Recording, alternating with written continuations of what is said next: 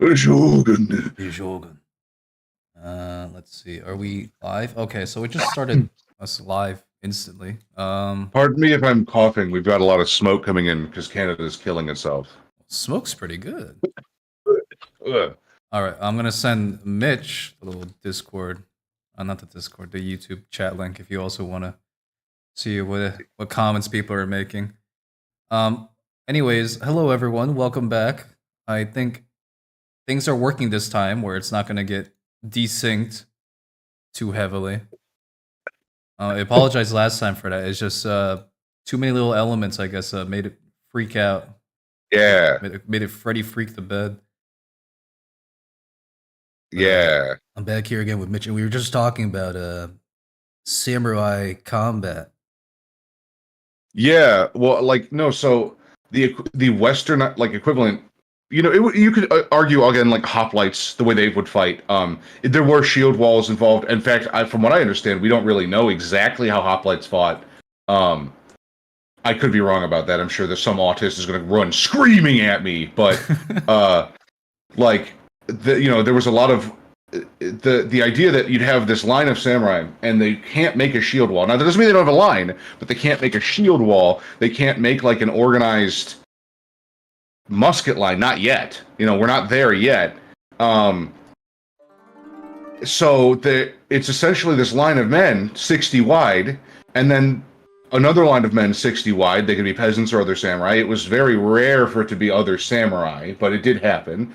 And they all break off into these individual duels. Like, you see these maneuvers like in like video games where it's like a spear thrust and the samurai brings his foot down on the head of the spear. And it's like, oh no, that's real.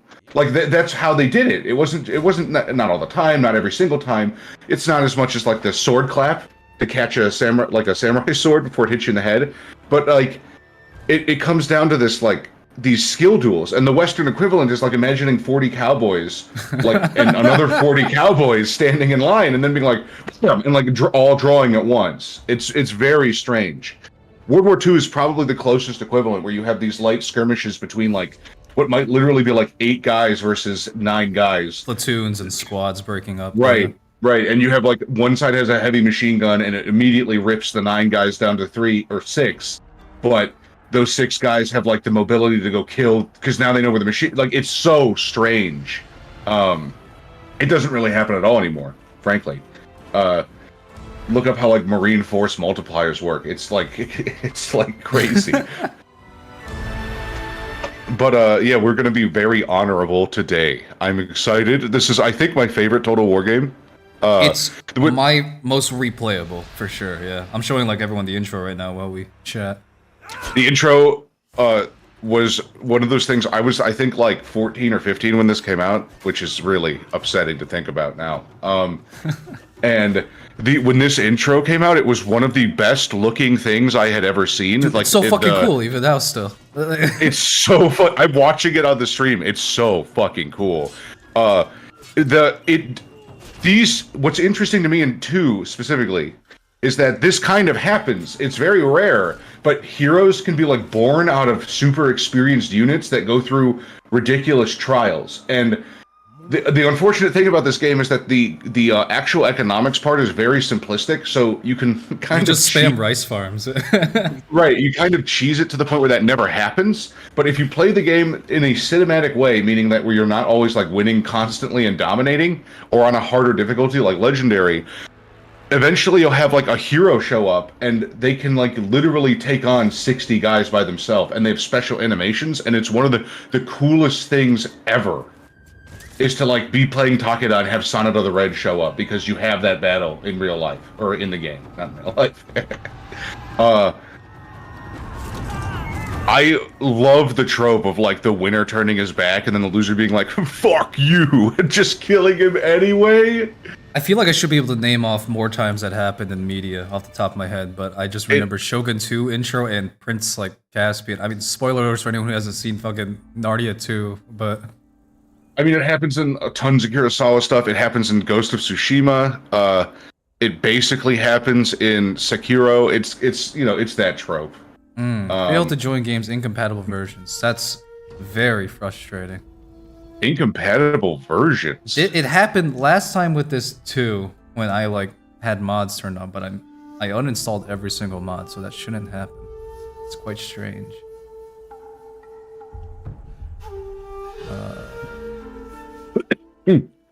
All right. Let's see. Let's figure this out. It says it is based off of mods. I don't think I've ever installed mods for the game. I will check. Are there Steam Workshop mods for this game? I didn't even know that. Yeah, it's works pretty good actually. Just trying to.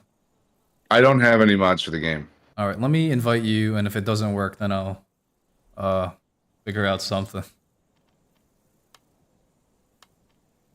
Failed to join game. Incompatible versions. Very fun. Love that a lot. I remember this in particular was the first time they were testing out their multiplayer co-op stuff, and it worked, but just barely. It might as well be like the Source engine. Let me check to make sure. Yep, I'm unsubscribed from everything in the workshop. You might want to do a refresh of the main game files because it could still think that there's like a that's a file good point, integrity. yeah. I'll do that too. I'll check the file integrity on Steam as well because it could be missing something. I don't fucking know. That works. That works. Is yours set to DirectX 11? Like, how deep does this go? How deep? I'm pretty sure it's set to DirectX 11. Yes. All right. Verifying game files now. Same. I'm gonna put on some samurai tunes in the background while we're here. Did you ever play Shogun the original? A little bit. I mostly played Medieval 1, the original, actually. Oh, interesting. No, Shogun, the original Shogun, I have on disc because Steam was not a thing, or if it was, I didn't know about it. I don't think it was though. And my cousin introduced me to it, and it was probably my first step into strategy games. And I just remember thinking like how cool it was. Like I don't know how to describe it. I was like, oh, this is so cool. And now looking back, and it's still cool, but like now looking back and having like these like white British guys being like, "Our enemy is already from the battlefield," and it's like, whoa, man, that's like not cool. Like holy shit, shameful display. It's like crazy. Let's see. They messed updated Shogun 2 recently, and the mod managers messed up. You have to go into the files to delete them. Okay. Oh, cool. Recently. Yeah, I don't think it's me. I love that they updated it recently and broke it. Yeah, do I have to do something because I just installed it? I didn't have it installed. I know I don't have If you have no any mods at all, you should be fine. Yeah, I'm seeing like every single mod I ever installed has never been. Oh, all right, cool, great. Yeah, I wonder. Okay. All right. I just delete all of these? That's gonna be a problem if I delete all of this. This I know for sure. I'll just do it. Shogun. Text, UI, encyclopedia. That shouldn't change. All right, so I deleted that, and then if I verify integrity again, this is becoming a live tutorial for how to fix your recently updated Shogun 2. So most people don't know that stock trading was basically invented by the Japanese. Really? I believe so, and I could be a little wrong on this, but I'm pretty sure that I'm mostly correct. So that's where I'm going to sit on this. If you've ever seen a stock chart, it's not a line graph; it's the candles and wicks, where you have the big fat bar and then the top poking out, and the big fat bar is the price realization, meaning the actual price that the minute or 5-minute period ended at, and that wick is how high or how low it got in that period. So the stock may have in a minute gone up to $40, but it ended that minute at 38. So you'd have a wick at 40, and then the big fat candle sits at 38, and then it's big fat all the way down. Those candles were real candles, apparently. And I don't think they burned them. I think they used them to measure things or something like that. Abacuses, I don't know. But the Japanese, leave it to the Japanese to have like straight lines that measure things down to like the minute. They invented like the modern system of like wicks and candles and stock trading.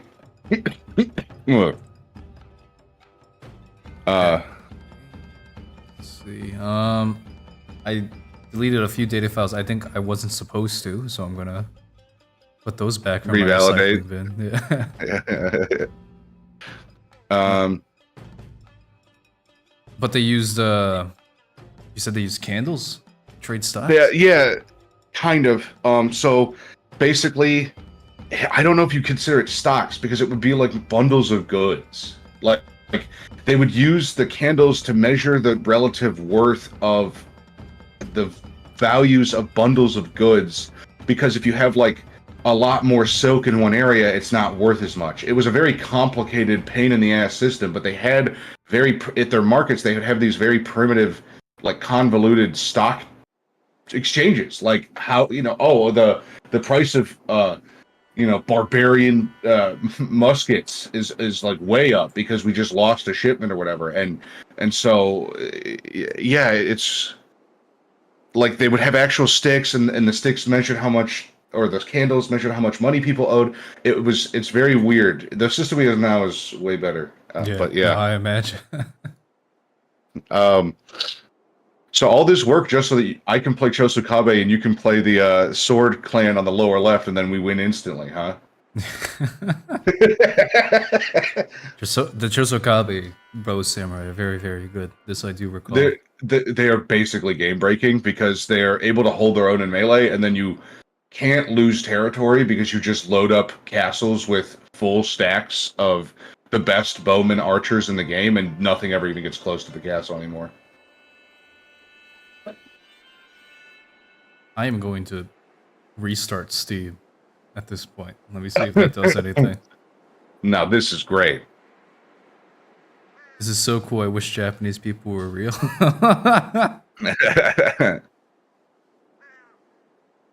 Alright, just in case this doesn't work, because it was trying to make me reinstall all 13 gigabytes of the entire game again. My game's 25 gigabytes. Why is mine 13? Yeah. Yeah, mine is 23.29 gigabytes. This is most strange. Ooh! It's really funny that you know what I find strange is for such an aesthetically driven culture, they draw people really ugly. There's Right? kind of this idea to like sticking to the form that your master would teach you. well, And your master would teach you didn't work. Yeah, exactly. But these kind of things would get like, you know how like we say some artists now they kind of get high off their own supply and they start really deteriorating their art style because they kind of just feed off themselves only. And they're not even like thinking about what they're doing. They're just like practicing. yeah, so you like look at an artist like that kind of devolved, for lack of a better word, from like 5 years ago, and it's like, imagine that, but kind of stretched out over like a few centuries with guilds and all that stuff, where it's like almost a tightly regulated style of doing stuff. Because if you weren't part of a guild, you'd be run out of town, depending on the culture and the area. Yeah, that makes sense. I mean, we had that too. You know, our animation industry was quite literally like mafia-esque here, but there they would just cut your head off.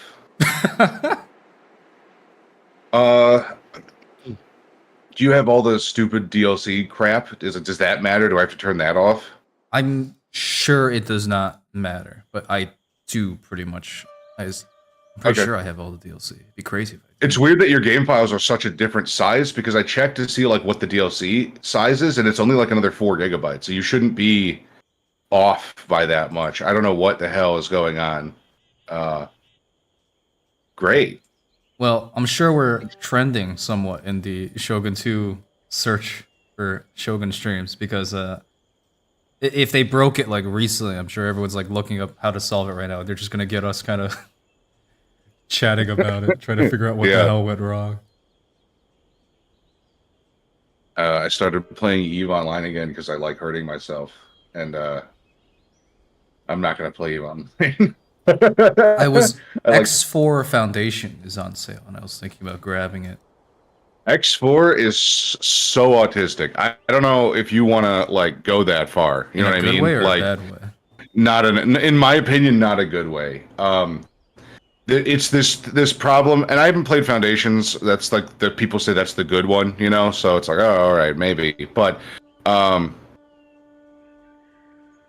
it's like in the real life, when I turn on my computer, I don't have to like, and when a long time ago you did, but let's put it this way: when if you have to reinstall Windows now, you click like three buttons and you're done, right?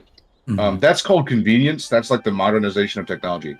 I remember when I was younger, my dad would teach me about computers, and he'd sit me on his lap and he'd reinstall Windows like 3, like Windows 3, or not even that, like before 95. So I don't know what it's called. And it's like, here it is, and you take out this rack of 64 floppy disks, and you have to put them into the computer one at a time. You had to click OK on every single font the computer was installing. Imagine that. I have like 3,000 fonts on this computer. I'd have to sit there pressing OK. You had to like type in command line stuff to get the Windows to install properly and set up your drives and format your hard drives. Imagine flying a spaceship where computers never progressed past that point. So like, boot up computer or boot up spaceship run.exe. Oh shit, I'm running Doom again. Like it's like just obnoxious. I'm sure they polish it up, but there's like no convenience, and it's all hyper autistic. It's like a lot of good space stuff, but they didn't ever focus on like the user experience. It's all just literally user convenience, I should say. Where like if I don't know if you ever played Elite Dangerous, it's almost too arcadey. Like you fly around, and it's like whoa, I'm flying, and then there's nothing to do. Yeah. EVE Online is like this mix where you're playing like an Excel spreadsheet, but like they compensate that with like some wider graphics and the ability to play with friends like almost immediately and very deeply. X4 is like you're playing alone, and you're playing EVE Online but by yourself all the time, and it's more boring. I see. Yeah. Which is hard to do. That was my main complaint. If it was boring, because I wanted something where I would go around and trade with a fleet, like in Star Sector, but it looks like Star I don't know. Sector's Maybe still, like, the king of that area. Maybe in X4 you can. I don't think so. And yeah, to my knowledge, Star Sector is basically wholly unique in being able to like do fleet customization stuff. I know that you can do trading in X4. I think you can even design space stations and stuff. But again, it's all in this like semi hyper realistic capacity of like. I have to click docking procedure every time. Like, fuck off. I don't want to do that. There's the problem with sci-fi games is that there's different resolution, and this is something I've learned from making a sci-fi game for 3 years. Is your character in a cockpit or is your character in a ship? And there's a big fucking difference. A cockpit means that you have more like fighter. World War II or like fighter jet flight simulation aesthetics, and there's nothing wrong with that. That's like Elite Dangerous, that's like that could be super fun, especially if you spend the money on flight sticks and throttles and like floor pedals. Because then when you're in a dogfight in a spaceship, it's got to feel dope as shit, right? But you don't want to trade from that perspective. Not usually. Now, Elite Dangerous, yet again, I haven't played the VR, but I bet that's pretty fun because it's all around like where your head's pointed and like your eyes. So maybe it's very convenient.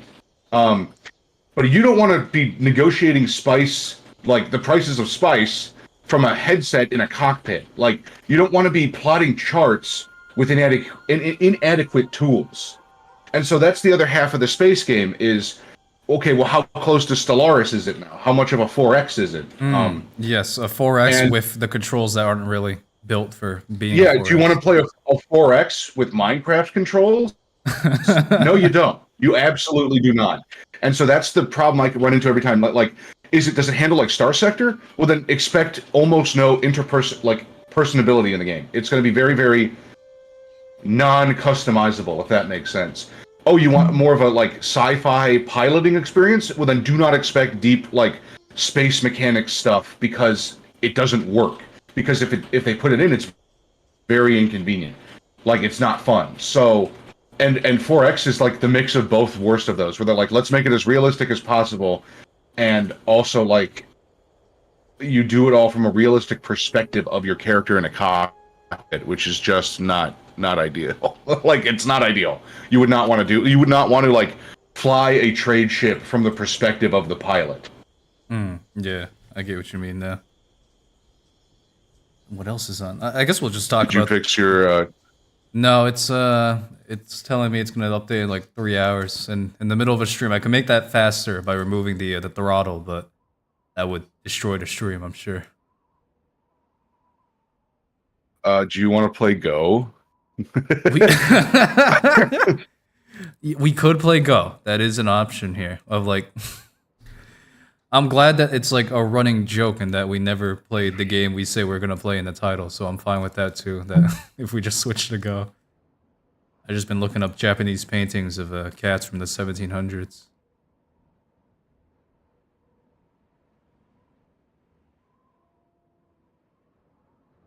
It sounds like a perfect opportunity to resume the Killing Floor stream. I don't have Killing Floor installed. You know what's a topical topic, Mitch? There's the Steam Summer Sale. Is there anything you've been thinking about picking up from that? Let me check. I haven't paid for a Steam game in years because Starship Troopers, if I was gonna get anything, but I haven't paid for a Steam game in years because at one point they made this error for Tropico 5 where it was on sale for 99 like 99.9% off, so each copy was 1 penny, and I got like the alert from my I got the alert from my friends, and we all went and bought like thousands of copies, and because it was like $2, and we whenever I need a game and someone has it, I'll just trade them copies of Tropico 5 for the game. You turned Tropical 5 into a currency, is what you're saying. Yeah. I turned it into like a currency. Yeah, but let's see, Steam Summer Sale. The Steam sales just ain't as good as they used to be. Age of Empires 4. Yeah, I was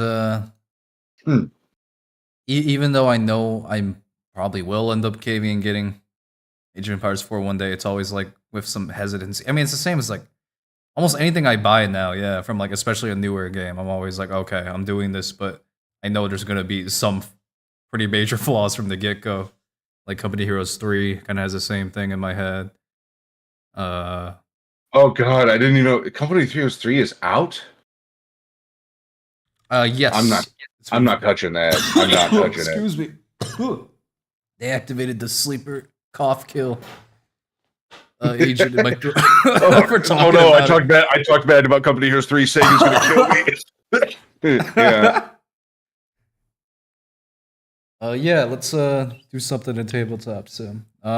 We could try a game of Go. We could try a game of chess. I'm a little less bad in that, but we'll see. We could play chess. I'm not good at chess at all, so that probably would be a better match. Let's do it. I downloaded a Go like app to try and learn from it. I tried to learn the eyes and everything, and I still just don't get it. There's just something about it that does not click for me, even against like dumb AI. I know something about like 5 spaces in is like safe or something, or like no more than 5 spaces. I don't know. Something. About I don't know anything. I don't know anything about lore or chess. No, Go.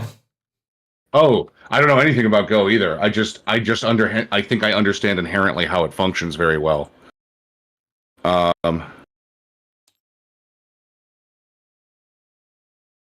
Company Heroes 2 has 4,000 more players than 3 currently. Man. And you know what? Rough. 2 is so broken. That's kind of insane. Like everyone knows, I think at this point, right, that wow, tabletop his menu is really loud. Yeah, I have to turn off. We were playing the 2, and we were doing the like fun scenarios, and then we were like, "Why can't we do this?" And it's because they're just broken now. Yeah, the co-op scenarios are literally, they haven't updated like the some of the rosters and the limits and stuff, especially with all the big complaint moving from 1 to 2 is that they removed a lot of like the strengths and weaknesses of each faction because they wanted to balance them more for esports. That beautiful, nice little word. Yeah. A couple of years too. Not the first thing that come to mind when I think of esports. Like really, Yeah. I don't. The only times we would play. Oh, that's pretty cool. The only times we would play with my friends was to do comp stomps. We never played like against other people because other people would like cheat immediately or like suck. You know, like you play against a guy and you're like, wow, he's got no units. And then all of a sudden 20 snipers roll in and you're like, oh, okay, great. Are you gonna host? Should I host? Yeah, you can host. Someone says, wait a minute, this isn't Otomo clan gameplay. It's alright, I'll add the quotation marks around Shogun 2 in the tag for the game at the top of the strip. All right. Password is MLG, but there's no caps. MLG, no caps. Are we playing chess? All right.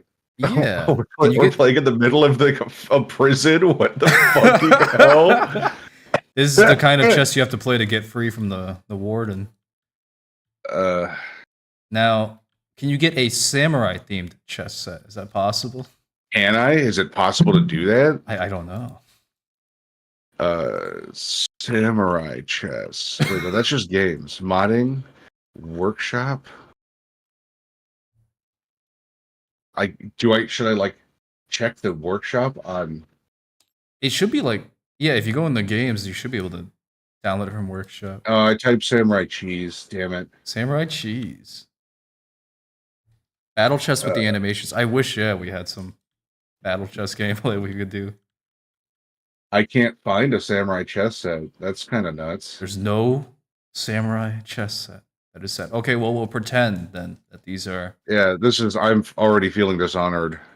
We're going to use proper Japanese feudal military terms for our thing. So this, is a Yari Ashigaru. Did you change the background again? You bet I'm gonna. I'll be, careful. I appreciate it. The queen goes down and you hear shameful despair. Well, a queen in Japan, what would that? Oju-sama? Or is that just an anime archetype? That's probably just an anime archetype I just said right there. Probably. I don't know anything about anime. Anime? I don't know anything about anime. Should I put Shogun 2 music on in the background? I should. Yeah, probably. That'd be really funny. Probably to get the like tablet, I guess.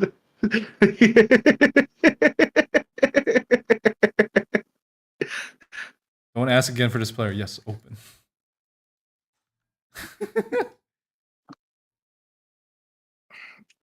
Does white go first?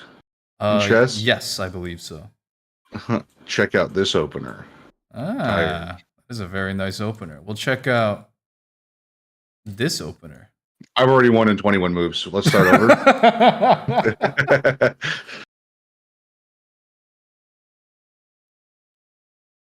This texture and sheen on these are very strange. Okay, do I have to open up the tablet? How does this work? You just type into it once you click into it, yeah. YouTube.com. Before you continue to YouTube. I gotta, even in virtual reality, I gotta go through all these checklists. Shogun 2 OST. Yeah, this will trick him. Did you ever see this? There was a Twitch streamer who live streamed like the NBA playoffs or something, or a wrestling match. And he had like a controller to pretend he just held a controller and pretended he was playing. Very funny. And he got away with it for like 2 hours, if I recall. Yeah, he did. Quite a bit. All right, you went. Okay. What am I gonna do now? Oh, you just don't know. Check this out. I want to do this? Yeah, you do. I do, yeah. Oh, you have activated my my flee move.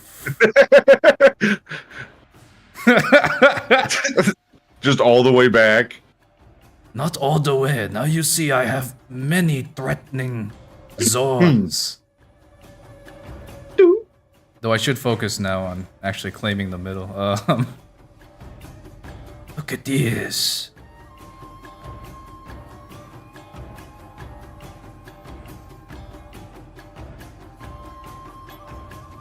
Whoops. I might have to turn down the game a bit, the OBS. Alright, there we go. You move your cavalry. I mean your Cavalry. what is cavalry called in Japan? Knight? Oh, cavalry. Isn't it just cavalry? Do they have a different word for it? I mean, I would assume, right? They had horses before like contact with the English language. Horse. Horse.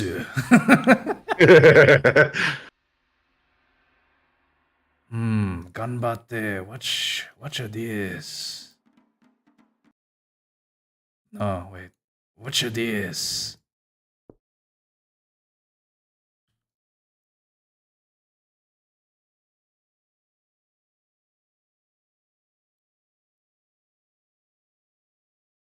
Did you pull up something?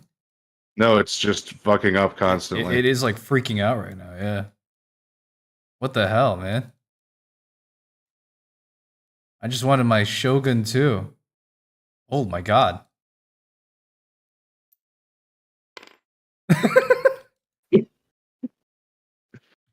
It's coming back. Where is it? It's in It's the up air. here. Okay. I fixed it. Did you? It seems like it. Yes, I can hear it now. Ona hey. All right. Okay, I don't want to set autoplay because then it might play I something that love actually Oi show. Oi Oi. I fucking love this one. Alright, whose turn is it? I believe yours. Ah, well, don't mind if I do. Shall we set up a Mira formation? Yes. Oh, that was a bad move. Okay. Watch this, Oh, Right. fucking! Yeah. watch this threatening.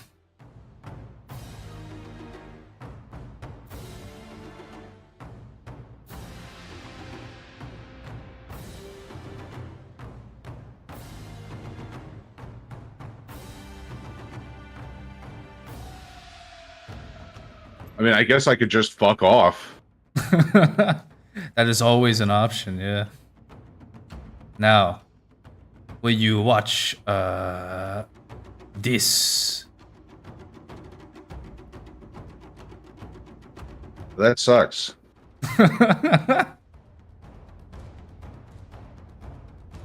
There's a thing I can do where I can switch the king in a fucking castle, and I don't remember how to do it. I don't know how to castle either, I'll be completely honest.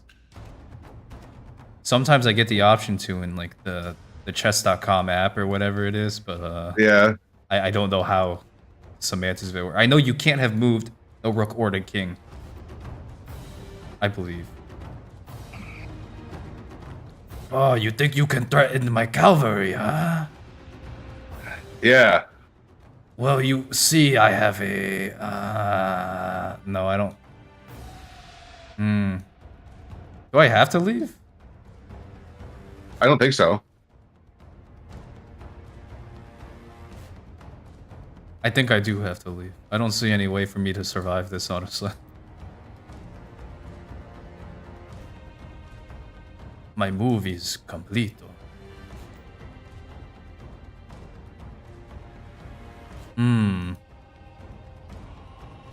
Shall we say... Wah!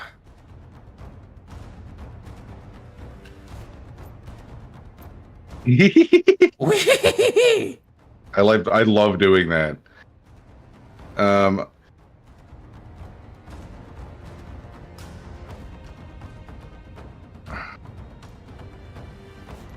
Oh, I wasn't paying attention. Oh.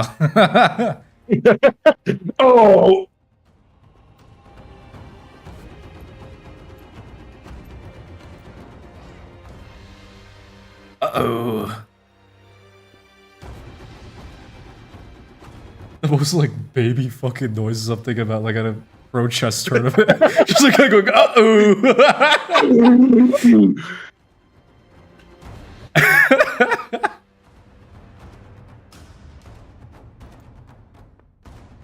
Oh, you think that scares me? I can go.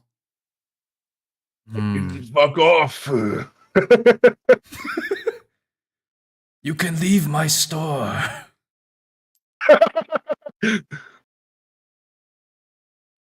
I am putting him there. That was probably smart. You would think.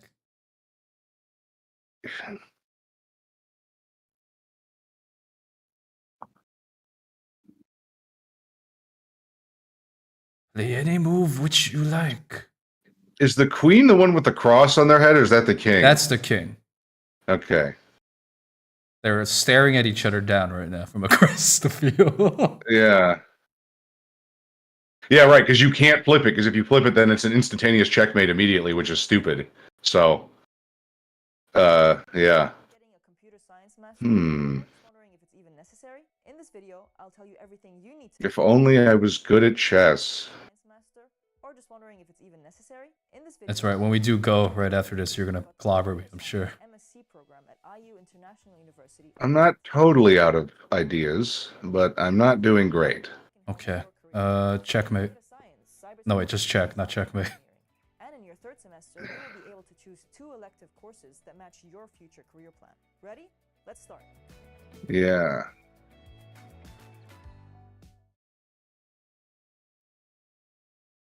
Yeah. I guess I could just do this. Right? Like, yeah, okay. Yes. That works. Until I... Oh no, that's Execute. that's the dark color.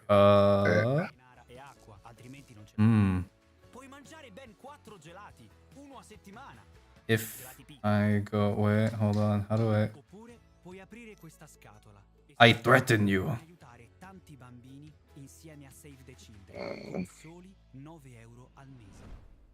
Nel corno d'Africa, a causa di una siccità senza precedenti, milioni di bambini sono malnutriti. Senza cibo né acqua, molti di loro rischiano di non sopravvivere questa estate. Con 9 euro al mese puoi assicurare cibo terapeutico, acqua pulita e Yeah. i bambini malnutriti e garantire loro un futuro. Dona ora, il tuo aiuto può davvero... How long is this ad they're playing? Mine doesn't have ads because I have ad blocker. That's funny. On your tablet? No, I mean, but I on have your it on my virtual tablet? computer. I assume that it's installed because it's using Chrome, right? It's using Chrome for me too, I think. Wait, I don't know actually.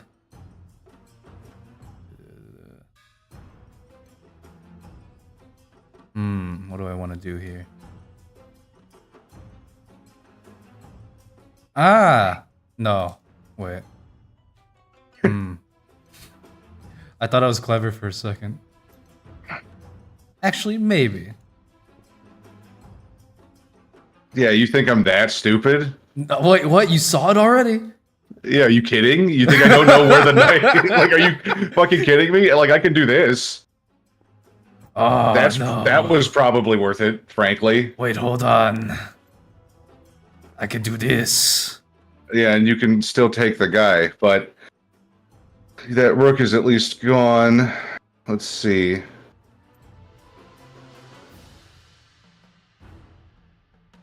That's probably my best move here. You think that makes you powerful?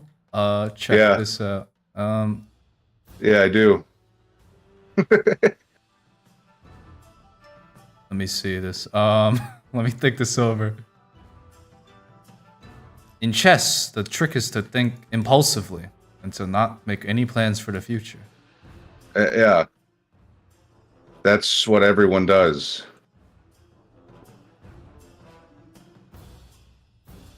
That was a mistake.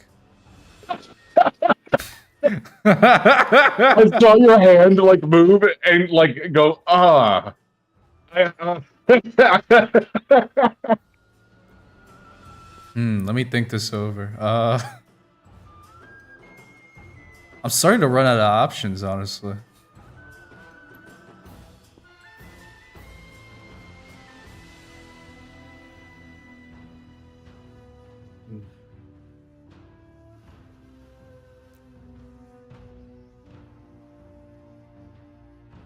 Try it. Go ahead. I don't think anything negative happens in particular. Oh, I was wrong.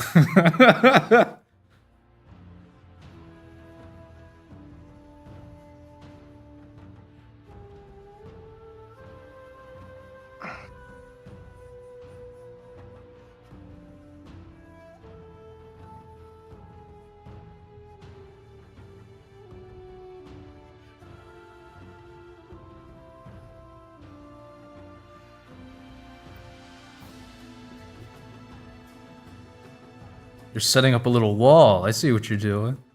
Yeah, they always say wall yourself off. That's what they say, wall yourself off. Eliminate all options and wall yourself off.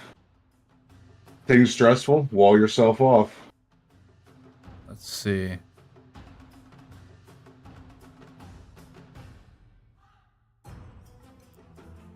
What? No. Yes. Like this.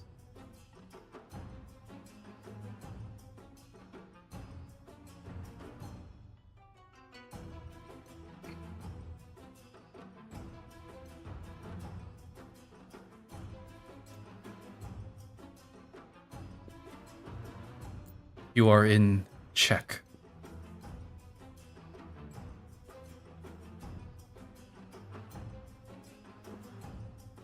You have solved getting out of check. Fuck! Yeah. Hmm.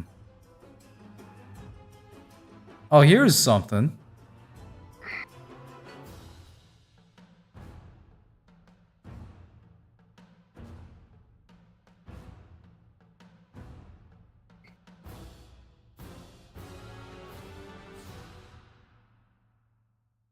Interesting. Yeah, I can't move the I can't move him away.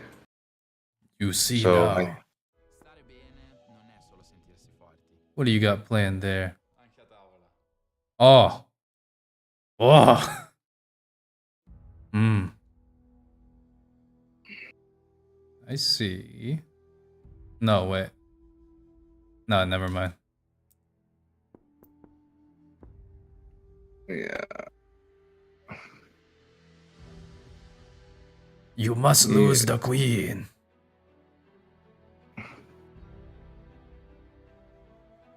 I don't think so. Yeah, okay. I think I can do this. Yeah, that solves it. Mitch, you never take my bait. What the hell? I can take this though. Check. You fool. Hmm.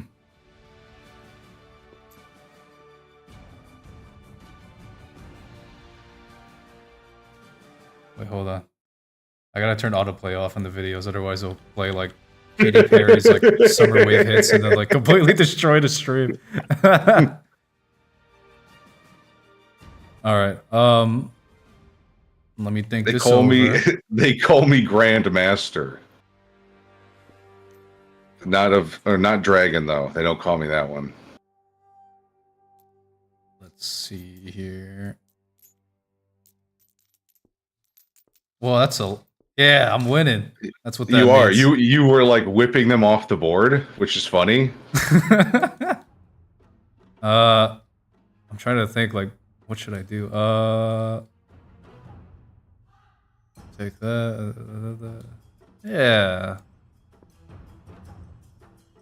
All right. No.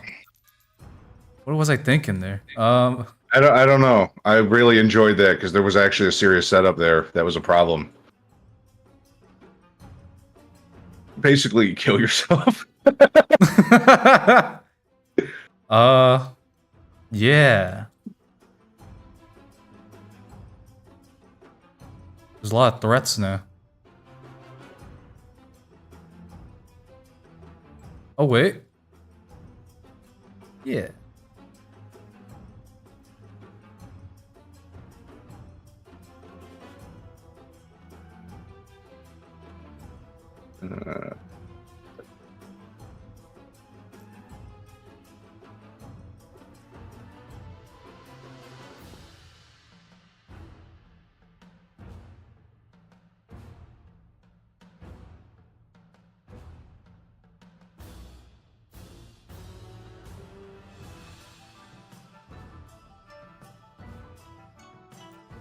Whoa. Look at that. That's...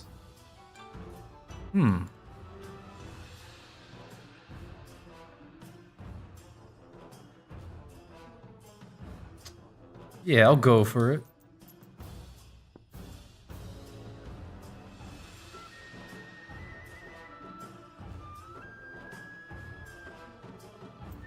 Don't think this does anything negative. We'll see.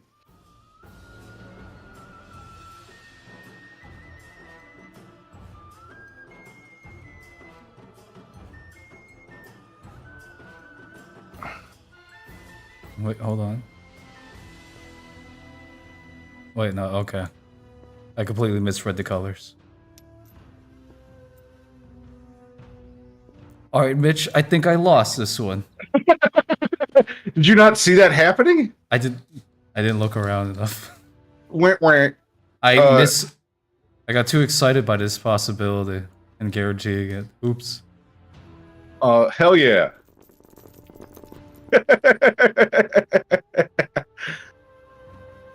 What do you want to play now? What other games do we have on this little thing? They got Chutes and Backgammon. Ladders? Metal Gear Solid Risk. Metal Gear Solid Risk? Yeah. This is like official or fan made? This is official. I have this in my house too. You have this as we speak. Yeah, but I don't remember how to play, and I don't want to remember how to play. It's way more complicated than regular Risk. What happens in regular? I know what happens in regular Risk. Whoa, there's Metal Gear Rexes. Yeah. Yes. Oh, Yeah. the green geckos. I'm stupid. There's an Outer Haven too. Like it's there's like a moving nation. It's a whole thing. It's kind of cool. It's just like, oh god. This actually sounds like a really fun one. Actually, we get It is. QC involved with this. I just can't remember how to fit. All right, what else we got? How's your install going? Check on that. Let me see. Why is it going to take 3 hours? Don't know. Yeah, it's at now it's at 4 hours. Cool. Oh, cool. Now it's aesthetic. This is cool. The whole world is a game of Go. Just like that one song.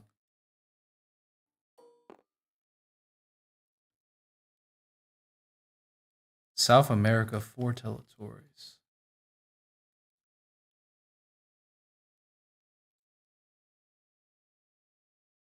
Yeah. So, and there's heroes in this one too. You can get Solid Snake. You can get Liquid Snake. You can get the boss.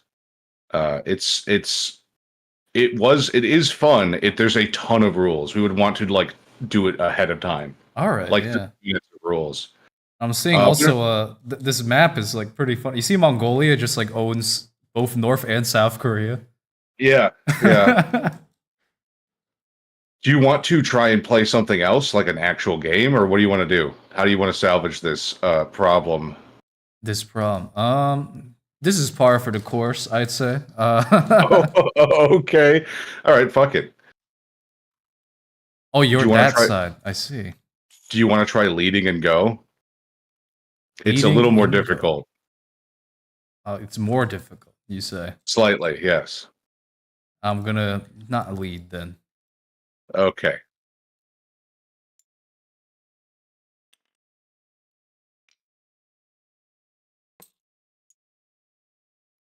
All right. Let's not get too rambunctious there.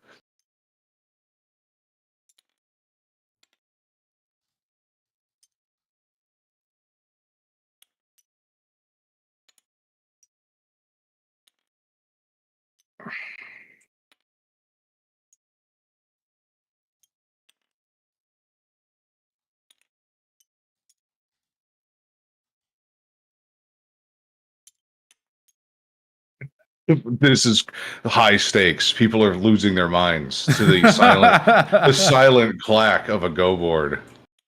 It's on the Metal Gear Solid little board. Yeah, they should at least appreciate that. All right, we'll do what's a good conversation topic that won't get us demonetized?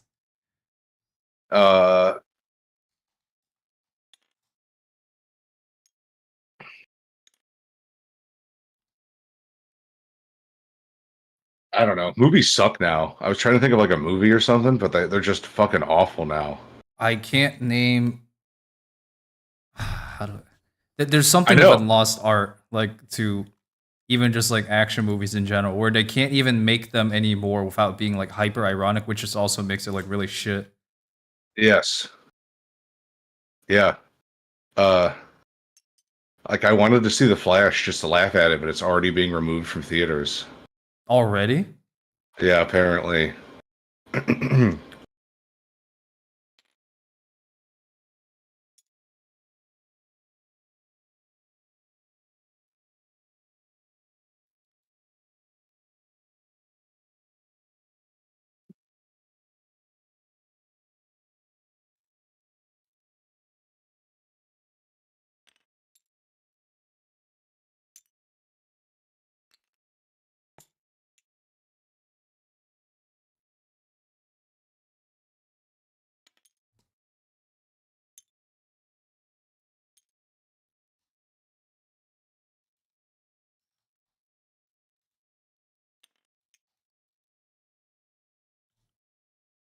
Go is kind of like Company Heroes 2, where it takes all of our brain power. I noticed. Yeah.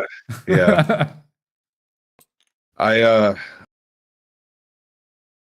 nothing's really been going on. I've just had way too much work. What about world building for your own guys' settings? That is a good How's thing we can talk about. Yeah, let's talk about how we world build. uh but mostly I think of really cool shit. That's the like quite literally the extent of my world building is I'm like, man, it'd be cool if there was like a thing that sent you back in time and everyone was like purple, like, and then I do it and that's it. That's as far as it goes. You know what the key to that strategy is, and it's worked for something like, say, Gundam, is that you think of a really cool thing before anything else, and then you build the entire setting to work around it in a really interesting way. Which for Gundam was just like, the guy was like, I want mechs. Mechs are cool. I was like, okay, what do I do? And it's like, he does this thing where like mechs have this specific energy field that makes it so you can't lock on with missiles, so they have to fucking punch each other basically most of the time, or get like direct hits from like their own like rifles, manually controlled by their own hands. And that's okay. There's something he thought of something cool, and he built the whole thing around it. That works. Right. Yeah, there's some cool shit like with Star Spanner. There's I have there's these Knights of Calahander, which is they're named after an old D&D character, but they're like sniper knights, and I was like, that's just a cool word. I gotta use that somehow. So what does that do? So a sniper knight has like a they have like really special rifles, and the rifle has an aperturized barrel. So when they're just using it, it's like a machine gun battle rifle. When they're not just using it, they have a squire that's in like super heavy armor, and they can mount it onto the squire's shoulder to use them as a launching platform. And the barrel aperturizes when it plugs into this thing on their shoulder, and it becomes like a orbital sniper cannon, which I thought was sweet. That's it. That's what that is. But there's like a lot of that shit because there's so much time spent on Star Spanner. You shouldn't do that. I know what I'm doing.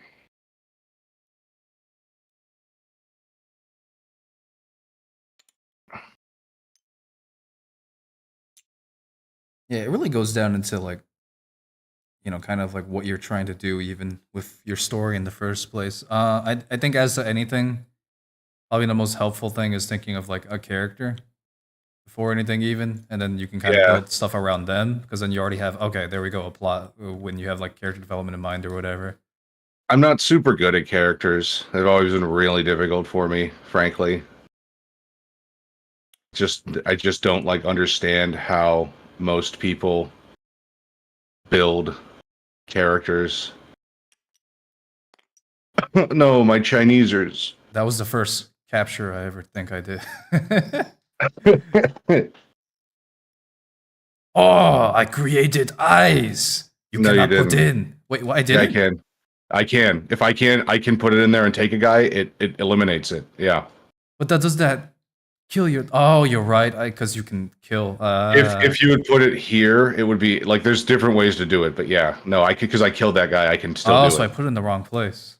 see. I don't think so. I don't think there's a capacity for an eye here. It would have to be like in this weird shape like this. It's hard to describe. But yeah, eyes next to each other are. I can look up the formula, but it basically it would look like something like this. It's this weird like pattern. I don't know how to describe it. I see. Too retarded. And the other rule I know is that we can't repeat like the state of the board before, so I can't take that now. Yeah, something like that. Yeah, because it would just go on forever. Yeah. That's basically the best to describe it. Just like this would be retarded. That's like, not the rule. How do you work with like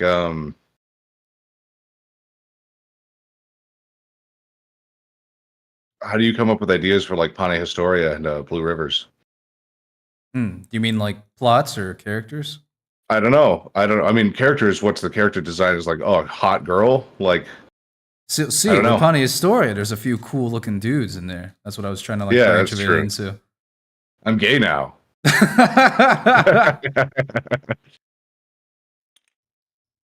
See, I think that's an eye.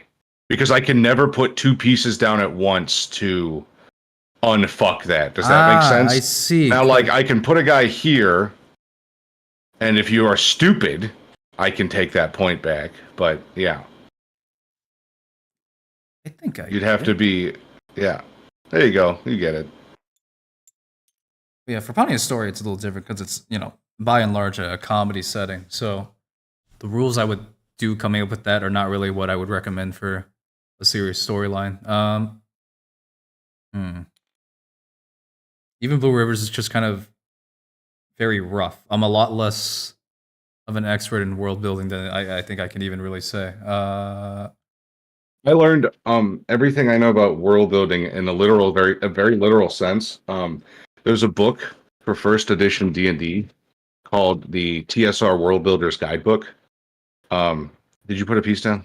Yes. No. Okay. Wait, did I? No, I didn't. Oh, okay.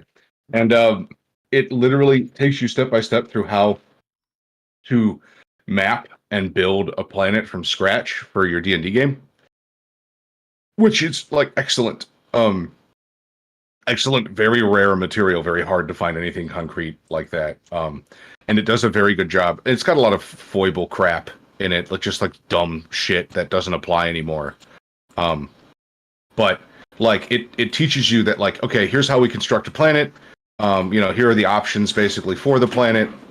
It can be this big and this fat and this wide and whatever. And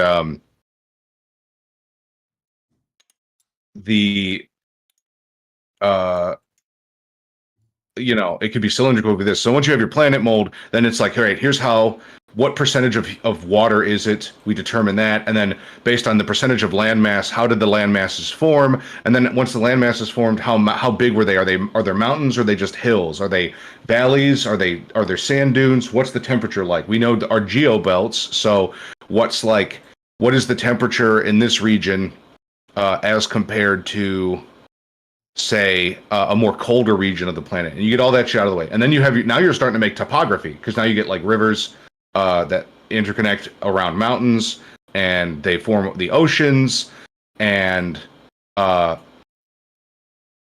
it becomes this really like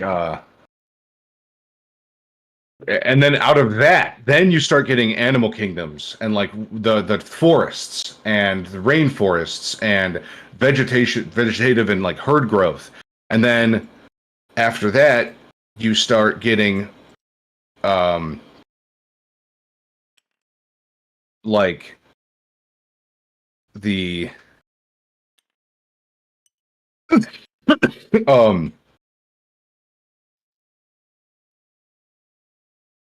then you start putting down like where settlements would be, because you have your rivers, you have your valleys, you have where the natural resources are. So now you can safely pick where these villages would be, because it just makes sense. Like, oh, they would be here because there's a shitload of lumber, there's a river, there's a natural like food source.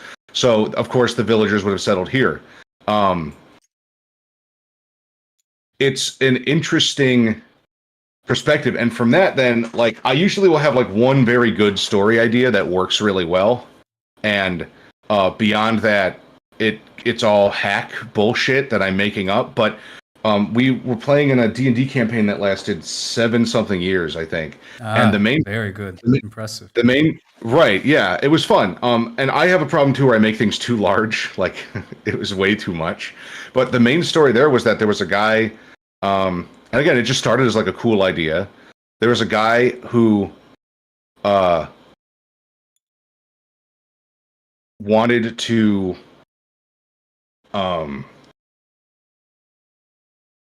there was an artifact called the Sea of Seeing, which it's like lost to time because it's over 1,000 years old, and it like this guy apparently drank it, and whatever that means, but he used the Sea of Seeing and destroyed it, and he saw the future with perfect clarity, and he saw a path in which he could conquer the universe, but he would have to die, so he wrote a 1,000-year manuscript, and his eternal servants, which are all different types of like D&D monsters. Did you put down a chip? Sorry. Yes.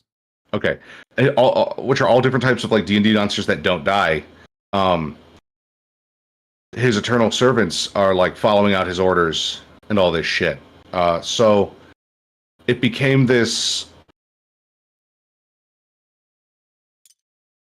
game of like they have these subplots and there's like regions, like everything. They started to realize that every event that was going on was in some way or another connected to this guy called the author, wherein like they realized like, oh, the orc like Muslim jihad campaign that's been coming in from the east, that's happening because the orc in charge found a piece of the relic that the author used to like write this manuscript. And we believe one of his servants may have delivered it to the orc because, you know, he was selected when he saw forward in time, like that he could do this. So it like became this huge narrative building exercise. And it all came out of this, like, because I could do that because I had this like incredibly well, yeah, well-designed world.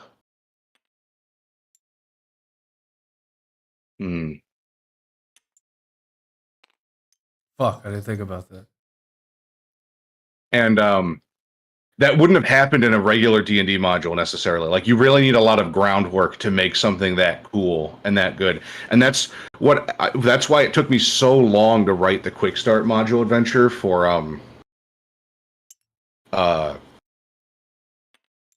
yay.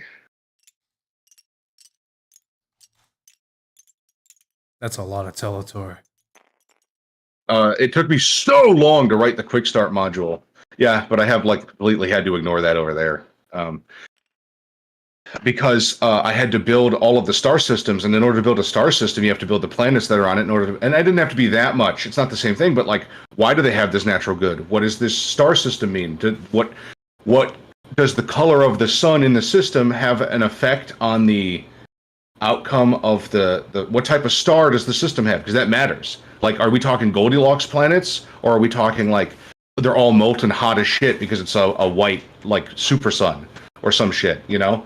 Are they all really cold because it's a brown dwarf and it's dying? You know, what's going on? So I had to build 19 or 20 star systems from scratch, and then link them all together, and then make it make sense in the wider context of the universe, and then populate it with the player species, and that's just how good world building goes. It comes out of like resource economics, in my opinion.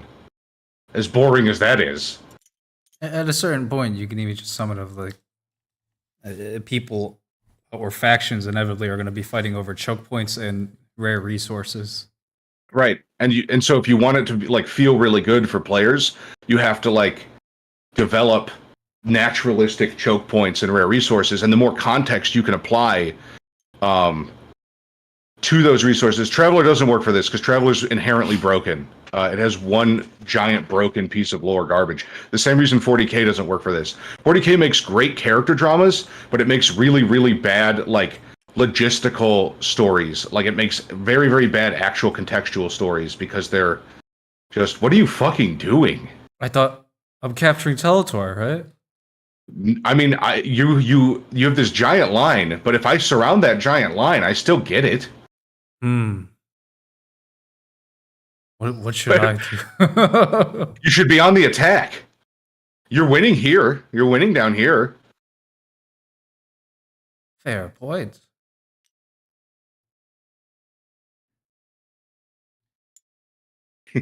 Um, the big problem with travelers is they made a big mistake in that they said that all space travel takes 1 week, no matter how far you go or no matter how long the distance is, which doesn't make any sense. That like violates all rules of thermodynamics. And I realize you're talking about faster than light travel, so you can suspend your disbelief, and that's fine. But now let's think about there's an inherent problem with this, okay? And this immediately makes it difficult to start writing actual stories around if you're thinking about it. All space travel takes a week. Okay. How does their internet work? Because that means it's always a week behind everywhere at best, right? The second you get off the progenitor planet system, you have a week of delay. It'd be hell for YouTube scheduling and stuff. Yeah. It's basically impossible, in my opinion. Like it doesn't work anymore. And the solution I thought of was, well, they have these like informational satellites that are called X-boats. And X-boats like jump between systems in order to like refresh their internet, basically. And so it's like, oh, what if there's 100 million X-boats and one's coming in every second with the new information? That doesn't really matter. It's still a week behind. It's still a week behind. It doesn't matter if it's being refreshed at 1 per second or 1 per week. It's still a week behind all the time. So you have this like weird inherent problem with travelers. And it's the same thing in 40K. You think about like in 40K, how does the economy work? How does Travelers has no internet, and that's retarded. You cannot have a space age civilization that is literally millions of systems where they are not interconnected by technology. That is like stupid. It is antithetical to creating an interesting and fun story. So it immediately, like, you want to do anything that involves like cyber technology, like even Star Trek has internet. So it's like I always hated Traveler for that reason. Like the lore building is really bad. You could kind of argue the same thing for Warhammer too. I like a lot of Lorehammer War stuff, but most of it comes down to the interpersonal character dramas and like the character actions, and they have a context within like, oh, this is this guy, he's taking on this planet because he's cool as shit, and it's like, all right, that's cool as shit, I can dig that. But once you start going on to like intergalactic scale conflicts, it like makes no fucking sense. Like there's planets that birth people with cloning bats. What are there no raw resources required besides like energy? Like what? How the fucking hell? How does that work? It's something having to do with, how do I say it? Once you start getting to space past a solar system, it's gonna start getting very difficult, and it takes a lot of skill as a creator or a team of creators to kind of. It does, and that's what I was saying earlier with the, like there's this resolution scale problem where it's like, all right, are you in a first person perspective in a sci-fi game? Then I really hope you're not trying to trade goods, because it's going to suck for you. Yeah, I had, you know what I mean? I had like a little military sci-fi thing of just like it kind of be focused on little troop actions and stuff like that. Just as a story, this is so early in its infancy that I don't want to give any more details on it than I have to, because it's so subject to change. But when I was just going over it with some people, they said like, oh, so like how many solar systems is this faction? As I said, nope, it's all in one solar system. It's like isolated from the galaxy because I don't have the patience or even, I guess, even the willpower to figure out the rest of like a galactic level civilization.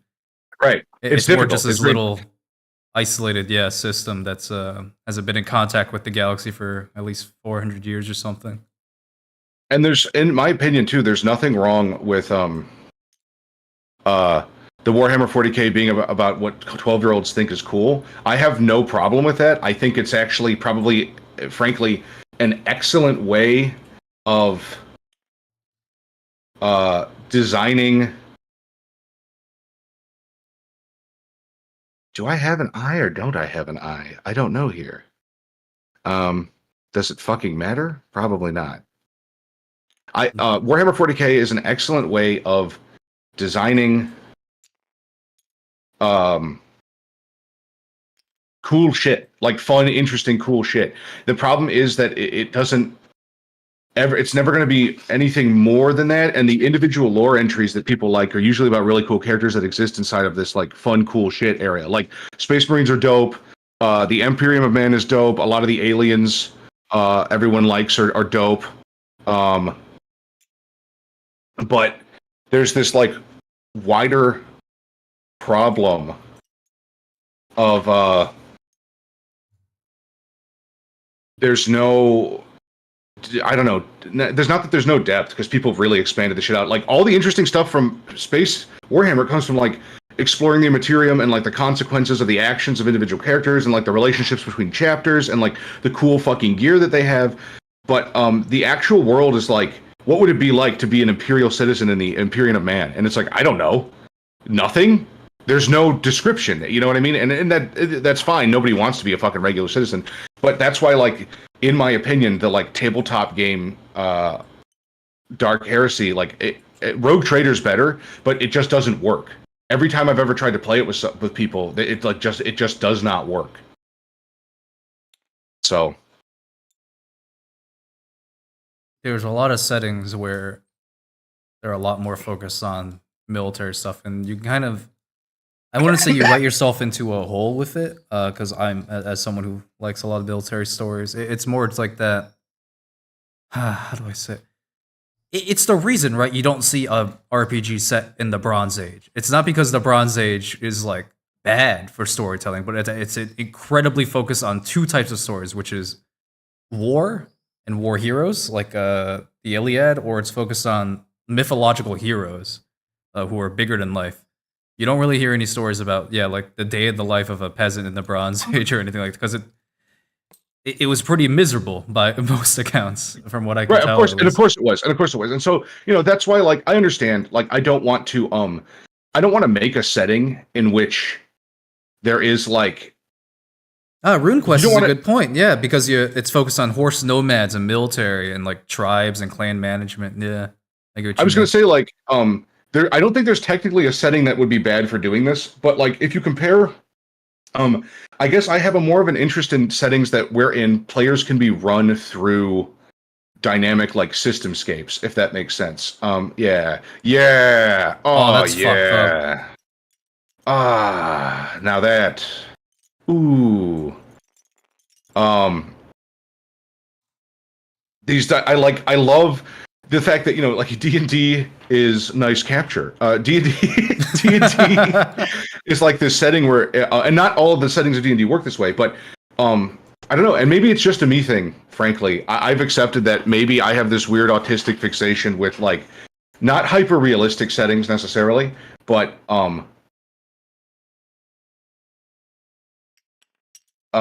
deeply, like, responsive and adaptable settings. I like the idea that people can pick up this binder I have of this world in it, which was called Versailles, and they can look through it and go, holy shit. Like, they could just start running a game immediately. There is no they wouldn't need any real additional information other than the binder, and they could run it with any system in D&D. They could do it like it. I like making stories and places and settings and things that generate more interesting stories. I don't think you can do that. Oh, because I think that already happened. Okay. Right? I don't remember. I don't know how we're supposed to remember that though. Does it reset after a guy makes a move? Because, like, maybe then you should take it, because then we're not just doing the same thing. You should take it then. Okay, you're probably right, because now I can't respond that way, and that makes sense. But I can do this, and then I can put one there, because that'll take two, and it's not setting the board back to the way it was. I get it, because I'll be killing 2 guys, not just 1. Very interesting. Good move, Japanese.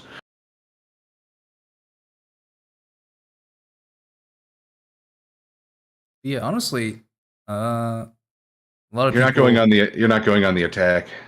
You're right. I should be going the attack. Let's see. World building should be fun. One of the most fun things is coming up with like.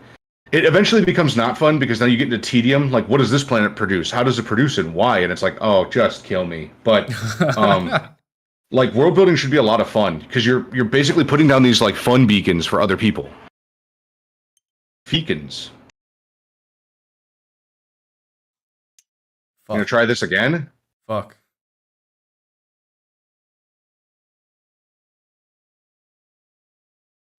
Fuck. Fuck. I feel like one of Cao Cao's generals, the very impulsive, stupid ones. No, you're not stupid.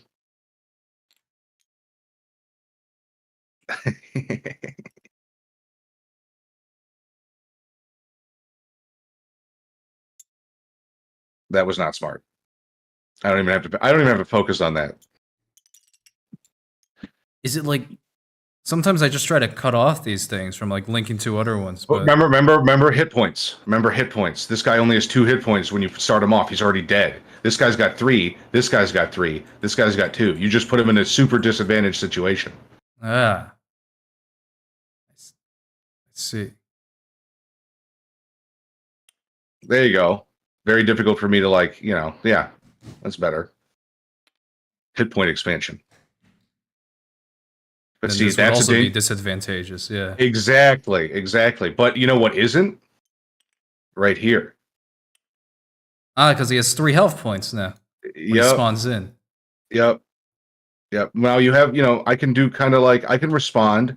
Me putting this here, that's not a great idea, right? It's not terrible, but it's not a great idea because I'm not actually adding anything. I'm just very taking up quickly a you can space. get kind of like do. Right. I think Now, that's it. what is better is probably this, because that cuts you off from going a direction, stops you from getting to this line. Wait, and, what did you do? Oh, you put it up top? Oh, from your down here. perspective, down bottom, yeah. Yeah. And then by doing that, you've got like, yeah, you can build that direction, but I've kind of got more control over here now. I like games that are like this. My D&D games are go boards. You are able to like build out from them, if that makes sense. 1 piece placed down makes 100 new pieces.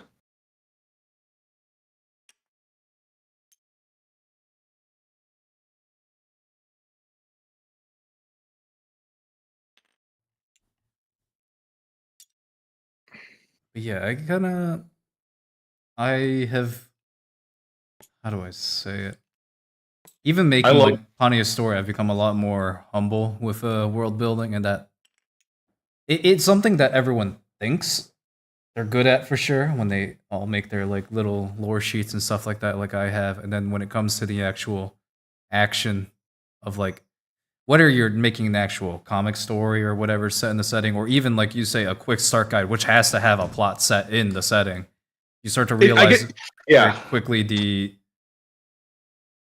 I'm like trying to form and even like a sort of theory around what I'm about to say. Yeah, it's like I'm going brain dead. I legitimately can't think. It's so many moving pieces. Too. Yeah, it's not everything that once you put a detail in. Not that you can't contradict it or whatever. You don't got to be a saint about it. But once you put a detail in, it's in, and you want it theoretically to intersect cleanly into a couple other things at least, so it feels really good. You want people to feel good when they read something or play it, right? You want this like narrative. You don't want to just put in the cool gun because that sucks. Like nobody wants like. Why is the BFG 9000 a fucking dope weapon in Doom? Because you're using it to kill bigger fucking demons. It's not just like if you were just shooting like Unity assets, yeah, it wouldn't nearly be as fun. It doesn't matter, right? It matters because of the context of like, damn, what am I going to use this gun to kill? And then one of the like one of the like Barons of Hell comes around the corner, and you're like, oh, I see why they gave me this, and you need it. you want that all the time, and it can be as deep as Doom, very shallow, and I don't mean that in a negative way. Doom like dominates the earth. Or it could be as deep as like Final Fantasy, which are like unbelievable. Like you could say what they want. A lot of them are like young adult novels, frankly, but the scale of world building they've put into Final Fantasy is like genuinely incredible. I genuinely like Final Fantasy, yeah. And some people are like surprised for some reason when I say that. I'm like, no, I have a lot of respect for it as a franchise. It's pretty fun. Right. Like, yeah, the closing stress says, like, to be fair, the real world made Davy Crockett. And it's like, that's exactly what it is. Like, that, like, as human beings, we, like, latch onto those stories. And, like, there's so much context around, like, not just Davy Crockett, because he's kind of a legend, but it goes beyond that, too. Like, it's not just about Davy Crockett, necessarily. Like, think about the Alamo in context. How did the Alamo happen? Well, two whole nations got into a fight, territorial dispute, men were cut off. Like, why were people at this scenario in the first place? Like, there's so much lining up to make the Alamo, and then it happens, and they could have surrendered, and they didn't. And that's the part that's the interesting story. Because there are 1,000 proto-Alamos, if you want to say it that way. Like, there are 1,000 like different little Alamos that never happened because they didn't fight to the death, or the forces called it off, or they didn't know about each other, or whatever the fuck. You know what I mean? Like, it wouldn't have been as interesting. But when all those things line up, you get an Alamo. And in D&D, since there's no fear of death, the players can make that choice to line things up. You can't do that. It doesn't change anything. That specifically wouldn't change anything. You know what I mean? We would just go. I already did that, so. Oh, okay, I see. I mean, I guess you could do it, but we'd just be going back and forth again. If you want that 1 point, feel free. And so what I like is setting up all this potential for players to constantly be going through Alamos. The portable nuke launcher. I mean, I don't understand what that has to do at all with world building, but Hideo Kojima's very good at it too. He takes obscure technology and uses it in ways that it could have changed like the entirety of the Cold War or whatever, like Davy Crockett. No, like or, psychological warfare. I'm not psychological, psychic warfare. Psychic warfare, like fake stuff, obviously, but you apply it in a realistic context to like 4 points in history, and it changes the entire outcome of like history, and it's like whoa. That's what he's very good at. And that's what Hideo Kojima recognizes, is that there are like interesting parts of history that have set up like this. You would think the Panama Canal is more important than it is. Yeah. But the Horn of Africa is the most important. You know what I mean? Like, it's weird. Shit like that. Do you want to do something else? You seem distracted. I think I lost, basically. Probably, yeah. You want to start over? You want to do something else? Let's see. What else do we get? Solitaire. No, it's all right. Let's see. Yeah, we've been streaming for about a little more than an hour. I'd say we're pretty good to say bye-bye to everyone. I apologize. Not really. I don't feel sorry for the fact that Creative Assembly screwed us over on Shogun 2 not working. That was completely out of our control, now that I think about it. Yeah, really. That's my final comment, basically, I guess, on the... Fuck Creative Assembly, eat shit Sega, Warhammer 3 is never going to be finished. All right. Bye, everyone. Thanks for tuning in. Always enjoy your company. Peace out.